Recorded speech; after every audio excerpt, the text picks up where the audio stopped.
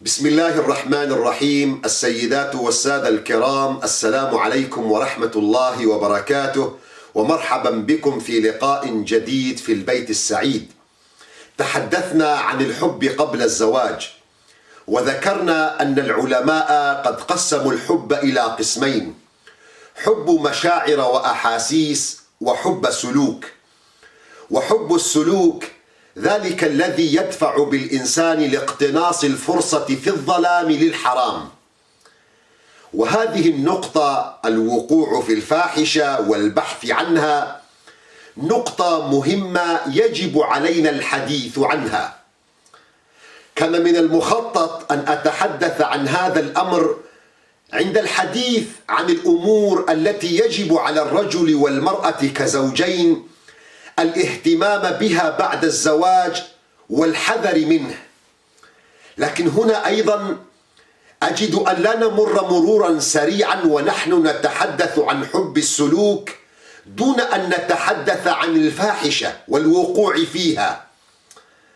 فقد عرفنا أن الكثير من الزيجات التي أسست على حب سلوك وممارسة للفاحشة قبل الزواج كان مصيرها الفشل والطلاق بسبب تخوين أحد الزوجين للآخر وتخوفه من إمكانية تكرار ذلك بناء على التجربة السابقة. كما أننا لو نظرنا من حولنا نظرة فاحصة للعديد من الحالات التي انقلبت فيها البيوت إلى الجحيم كانت بسبب ما نسميها الخيانة، وهو الوقوع في الفاحشة. وللأسف البعض يعلل ويبرر أن العفة وطهارة النفس يكاد يكون دربا من الخيال. فنحن في عصر الفضائيات وعصر الانترنت والفضاء المفتوح وعصر العري وعصر الفحش، فلا تثقل علينا أيها الشيخ ولا تطالبنا أن نكون أشباها بيوسف، لأن هذا يكاد يكون مستحيلا، وهو أشبه ما يكون بالخيال. فلا تضيع وقتك معنا، فيوسف عليه السلام على رأسنا وعيوننا، فقد حماه الله عز وجل بفضله. أما نحن في عصر الفضائيات فهذا الأمر يكاد يكون مستحيلا. أكثرهم يتمادى ويقول لك: يا شيخ كيف بلاك عنا، حرام حرام حرام. يا شيخ هلا مشان الله، أنا اللي وضعت الغريزة في نفسي ولا ربنا سبحانه وتعالى وضعها في. أنا مجرد ما أتذكر القضية أو أسمع إلى الكلام الفلاني أو أقرأ القصة الفلانية أو أرى الفتاة الفلانية تثار غرائزي وتثار شهوتي، ماذا أفعل؟ بس شاطرين تقولوا لنا حرام حرام حرام. أحبتي في الله، أنتم تعلمون ومعلوم لديكم جميعا أن ما يعانيه الشباب من مشكلات تواجههم في حياتهم، لعل مشكلة الشهوة في هذا العمر بالذات في مرحلة الشباب وانتشار مثيراتها مع قلة مصادر الحلال ومصارفها هي واحدة من أكبر المشكلات، بل ومن أهمها. ولذلك نحن نطالب الشباب بالعفة، والعفة هو المصطلح الشرعي الذي يستخدم هنا وفي مثل هذه الحالة. يعني أنت عندما يقال لك فلان عفيف أو فلان عنده عفة، أنت مجرد ما تسمع كلمة العفة يجب أن يتبادر إلى ذهنك قدرة الشخص على السيطرة على نفسه من الشهوات، أي بمعنى ضبط النفس. فإذا ما ذكرت كلمة العفة يجب أن تفهم منها ضبط النفس، وهو الأمر الإلهي والإسلامي الذي علينا أن نلتزم به. وعندما نتحدث عن مواجهة الشهوة نحن لا نتحدث عن أمر معجز يستحيل الحصول عليه وعن أمر خارج الإمكان، وإنما نتحدث عن مطلب واقعي ممكن وإن كان صعبا. الشاب الذي يريد، الشاب أو الفتاة أو الرجل أو المرأة الذي يريد وجه الله لا يقف أمامه مستحيل. كل شيء ممكن وإن كان صعب، ممكن إن نحن التزمنا بالقانون، وإن نحن رجعنا إلى قانون ربنا والتزمنا به.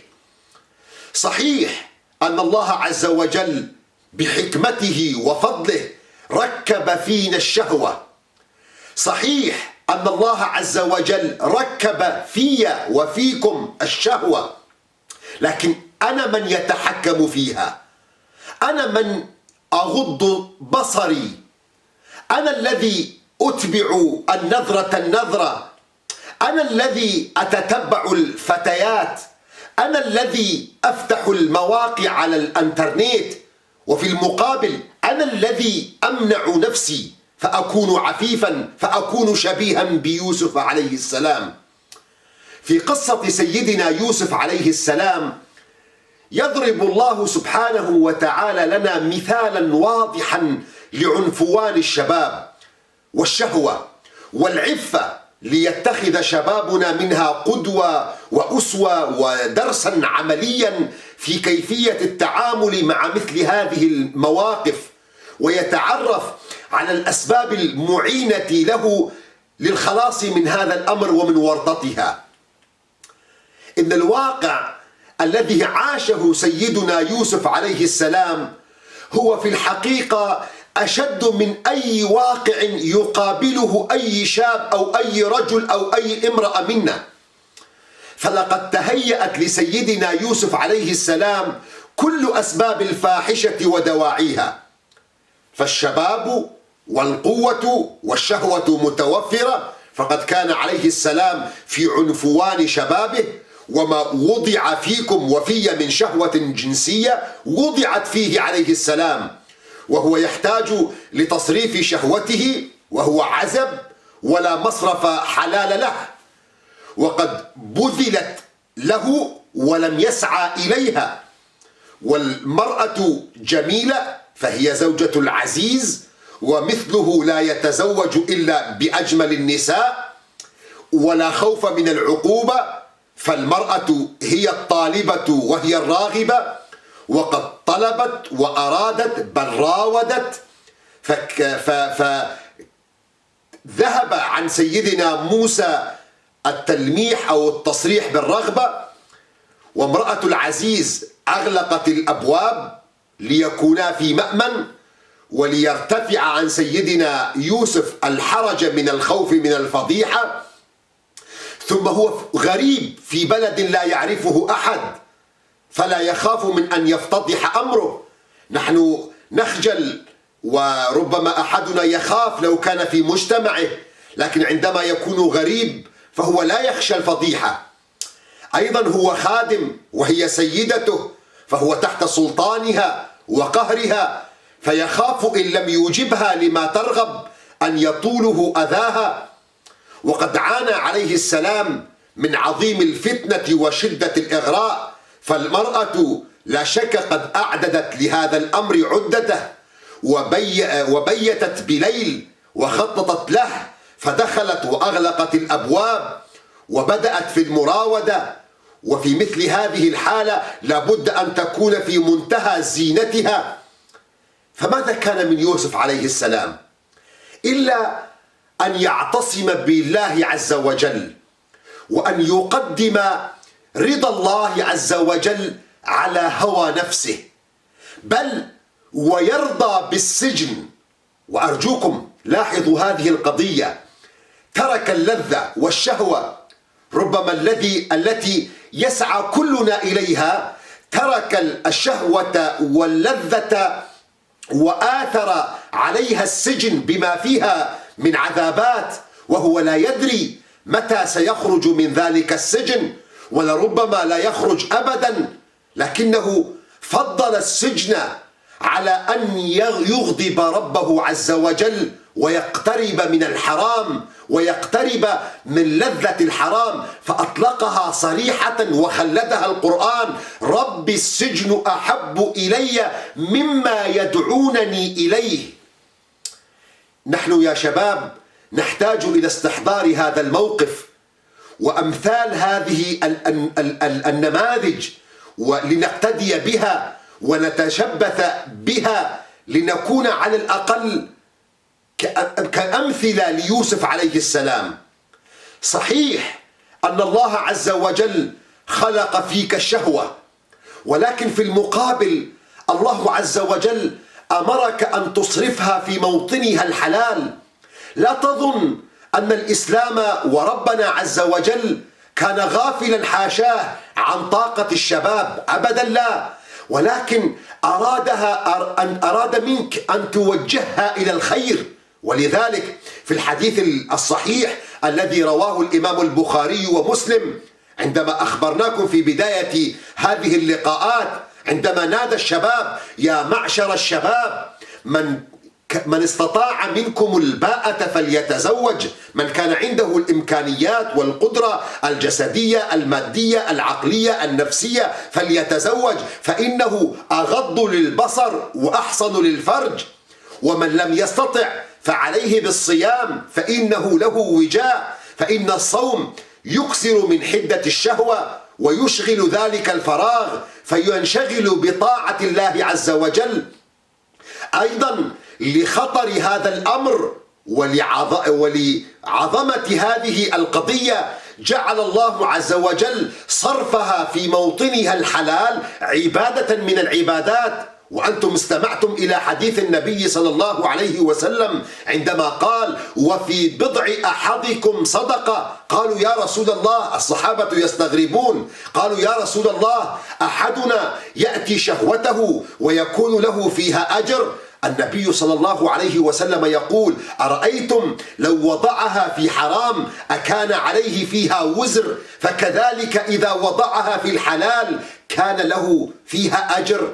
نعم، الغريزة الجنسية شيء فطري موجود لدينا جميعا، ولكن أن تبحث عن أساليب وأسباب تثير من الشهوة بطريقة غير فطرية وغير شرعية هذا حرام، والبحث عن وسائل غير سليمة أمر حرام، للاقتراب من الزنا حرام، ولشناعة جرم الزنا فإن الله عز وجل لم ينهنا عن الزنا بل نهانا عن الاقتراب منها أيضا. فقال المولى عز وجل في القرآن الكريم: ولا تقربوا الزنا إنه كان فاحشة وساء سبيلا.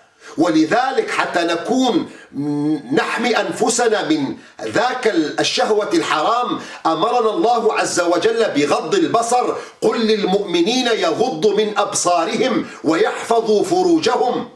حينما تغض بصرك عن محارم الله يلقي الله في قلبك حلاوة تبقى معك إلى يوم أن تلقاه. لذلك ما كان الله ليعذب قلبا بشهوة تركها صاحبها في سبيل الله. من الأعاجيب التي تروى في سيرة النبي صلى الله عليه وسلم ما يرويه النبي صلى الله عليه وسلم من أعاجيب للأمم السابقة من أمة بني إسرائيل. الإمام أحمد والترمذي يرويان عن عبد الله بن عمر بن الخطاب رضي الله عنهما عن النبي صلى الله عليه وسلم قال: كان الكفل، رجل اسمه الكفل، كان الكفل من بني إسرائيل لا يتورع من ذنب عمله، لا يتورع عن أي ذنب، يفعل السبع وذمتها كما نقول. الكفل كان رجلا من بني إسرائيل لا يتورع من ذنب عمله، فأتته امرأة تطلب منه الصدقة فأبى أن يعطيها إلا أن تمكنه من نفسها، أن تمكنها من نفسه، وأعطاها 60 دينارا على أن يطأها، على أن يقترب منها بالحرام بالفاحشة. فوافقت المرأة. يقول النبي صلى الله عليه وسلم: فلما قعد منها مقعد الرجل من امرأته، كناية على بداية عملية الحرام، يقول النبي صلى الله عليه وسلم: ارتعدت وبكت، المرأة ارتعدت وبكت. فقال لها الكفل: ما يبكيك؟ أأكرهتك؟ قالت: لا، ولكن عمل ما عملته قط. هذا الأمر لم أفعله أبدا، وما حملني عليه إلا الحاجة، لولا أني محتاجة ما اضطررت إلى أن أقترب من هذا الفعل الحرام. فقال الكفل: اذهبي، والله لا أعصي الله بعدها أبدا. يقول النبي صلى الله عليه وسلم: فمات من ليلته فأصبح مكتوب على بابه أن الله قد غفر للكفل.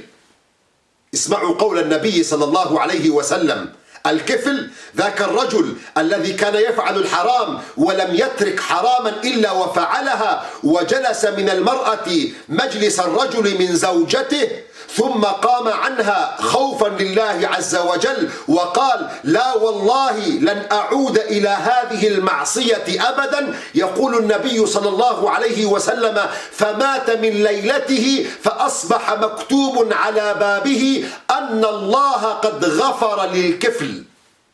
نعم أحبتي، الفطرة والغريزة الجنسية موجودة عندك كما هي موجودة عند غيرك بلا شك، ولا أنت متصور أنه هذه الغريزة موجودة عندك أنت فقط، وسين من الناس ولا صاد من الناس غير موجودة عنده، وبالتالي أنت حالة شاذة ونادرة. لا يا أخي، الكل عندهم هذه الشهوة، الله سبحانه وتعالى فطرنا عليها، لكن الله عز وجل أراد منا أن نتحكم فيها وأن نصرفها في مصارفها الحلال. ولذلك النبي صلى الله عليه وسلم لفت أنظارنا ولفت نظرك كشاب إلى أنك لديك طاقة وضعها الله فيك، قد تقع في الخطأ، لكن عندما تحمي نفسك فإن مكانتك أيضا عالية. في الحديث الذي يرويه الإمام البخاري ومسلم عن أبي هريرة رضي الله عنه عن النبي صلى الله عليه وسلم قال: 7 يظلهم الله تحت ظله يوم لا ظل إلا ظله. يوم القيامة، يوم تدنو الشمس من رؤوس الخلائق والبعض يغرق في عرقه كل قدر عمله، يقول النبي صلى الله عليه وسلم: هناك 7 أصناف من البشر سيجلسون تحت ظل عرش الله يوم لا ظل إلا ظله.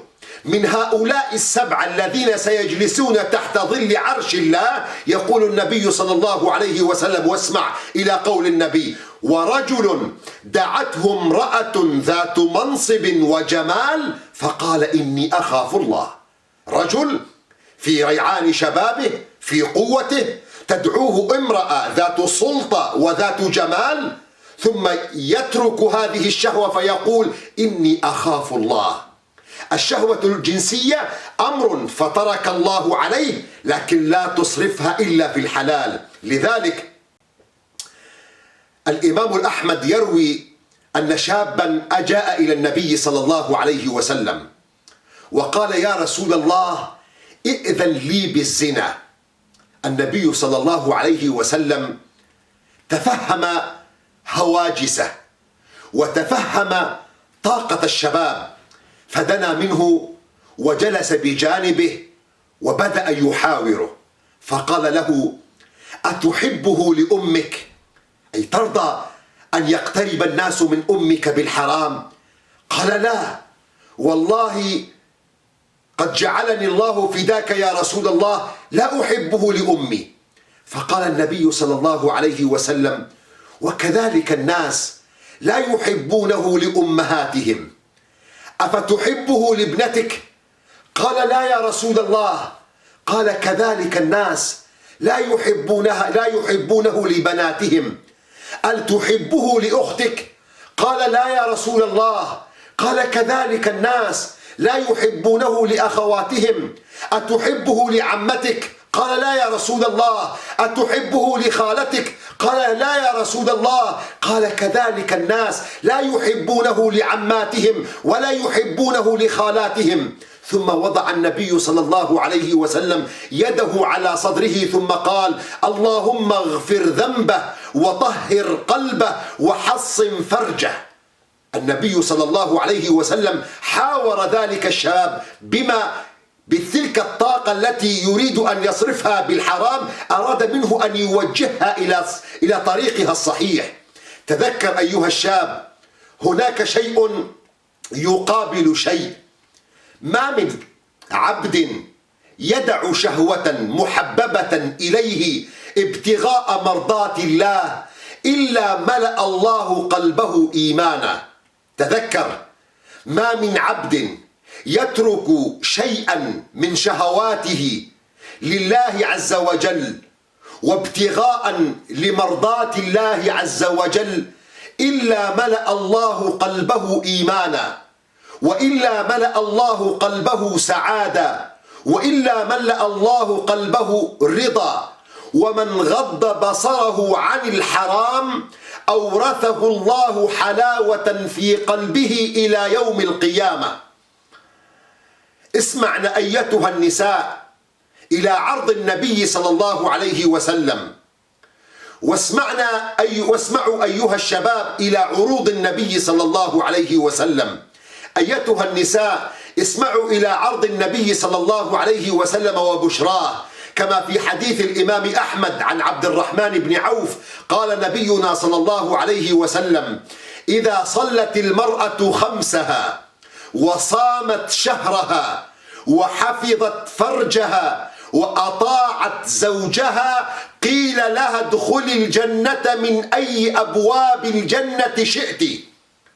وأنتم أيها الشباب، وأنتم أيتها الفتيات، وأنتم أيها الرجال، وأنتم أيتها النساء، اسمعوا إلى عرض النبي صلى الله عليه وسلم في الحديث الذي يرويه البخاري عن سهل بن سعد. يقول النبي صلى الله عليه وسلم: من يضمن لي ما بين لحييه، أي ما بين فكيه أي اللسان، من يضمن لي ما بين لحييه وما بين رجليه أضمن له الجنة. من يضمن للنبي صلى الله عليه وسلم ما بين فكيه بلسانه لا يغتاب بها الناس بلا يكذب بها، وما بين فرجيه عورته بلا لا يقترب إليها بالحرام، النبي صلى الله عليه وسلم يضمن له الجنة.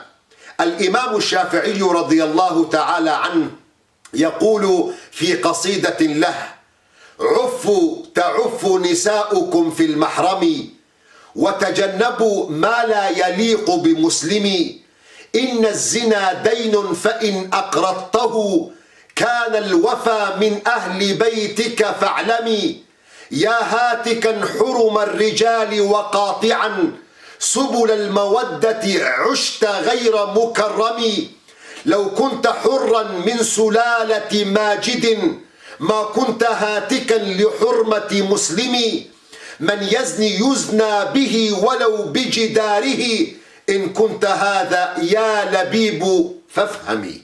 والسلام عليكم ورحمة الله وبركاته.